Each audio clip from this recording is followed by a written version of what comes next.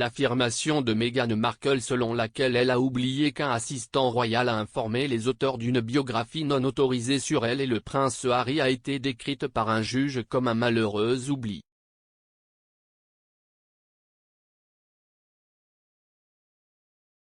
La duchesse de Sussex s'est excusée lors d'une audience le mois dernier pour avoir induit le tribunal en erreur quant à savoir si des informations avaient été fournies aux auteurs de Finding Freedom.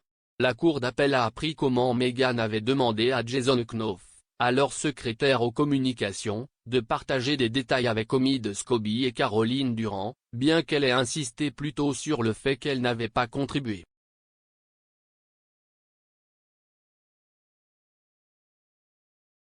L'éditeur de The Mail on Sunday a perdu aujourd'hui son appel contre une décision en faveur de la duchesse concernant la publication d'une lettre personnelle à son ex-père Thomas Markle.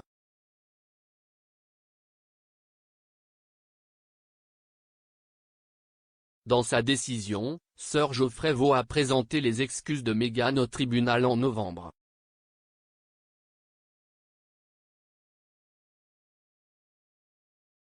Il a déclaré, c'était, au mieux, un malheureux oubli de sa part.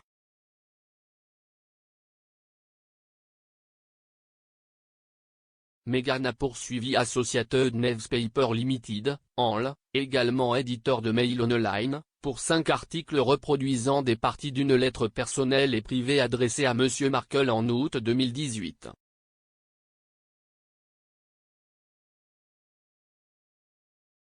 La duchesse a gagné son procès plus tôt cette année lorsqu'un juge de la haute cour a statué en sa faveur sans procès complet.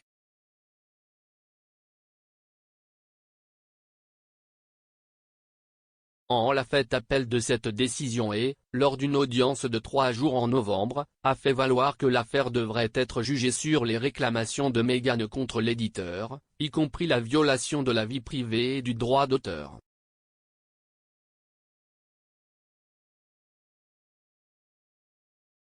Mais dans une décision rendue jeudi, Sir Geoffrey, Dame Victoria Sharp et Lord Justice Bean ont rejeté l'appel de l'éditeur.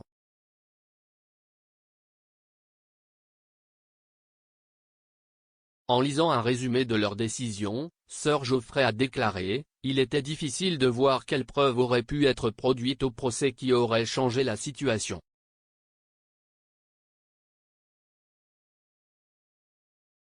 Le juge était aussi bien placé que n'importe quel juge de première instance pour examiner l'article du magazine People, la lettre et les articles du Mail on Sunday pour décider si la publication du contenu de la lettre était appropriée pour réfuter les allégations contre M. Markle.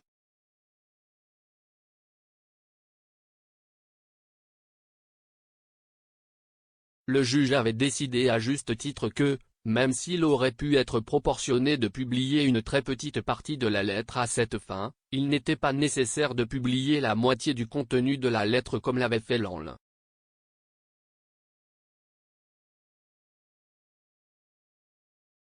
Dans une déclaration après la décision, Meghan a déclaré, « C'est une victoire non seulement pour moi, mais pour tous ceux qui ont déjà eu peur de défendre ce qui est juste. »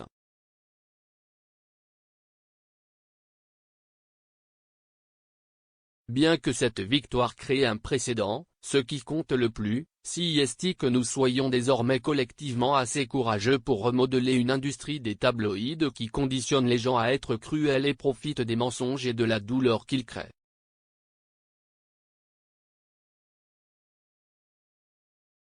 Dès le premier jour, j'ai traité ce procès comme une mesure importante du bien contre le mal.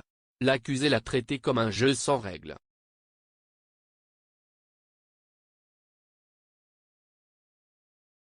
Plus il traînait, plus il pouvait déformer les faits et manipuler le public, même pendant l'appel lui-même, rendant un cas simple extraordinairement alambiqué afin de générer plus de gros titres et de vendre plus de journaux, un modèle qui récompense le chaos au-dessus de la vérité.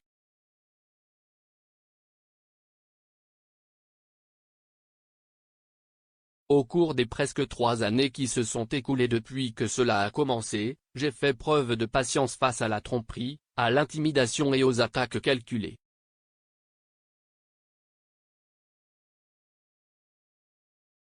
Aujourd'hui, les tribunaux ont statué en ma faveur, encore une fois, confirmant que The Mail on Sunday, propriété de Lord Jonathan Rothermere, a enfreint la loi.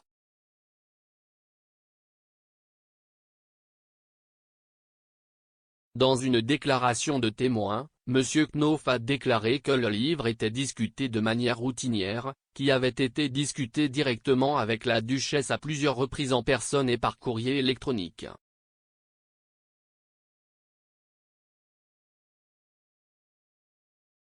M. Knopf a également discuté de la planification d'une réunion avec les auteurs pour fournir des informations de base et a déclaré que Meghan lui avait donné plusieurs points d'information à partager avec eux.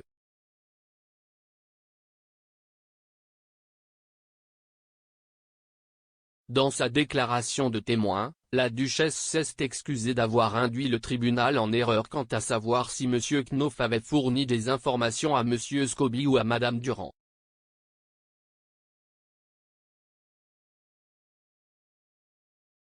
Elle a déclaré « J'accepte que M. Knopf ait fourni des informations aux auteurs du livre et qu'il l'ait fait à ma connaissance, pour une réunion qu'il avait planifiée avec les auteurs en sa qualité de secrétaire à la communication. »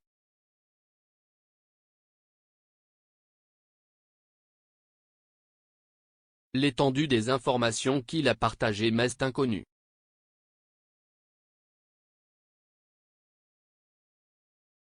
Quand j'ai approuvé le passage, je n'ai pas eu l'avantage de voir ces emails et je m'excuse auprès du tribunal pour le fait que je ne me souvenais pas de ces échanges à l'époque.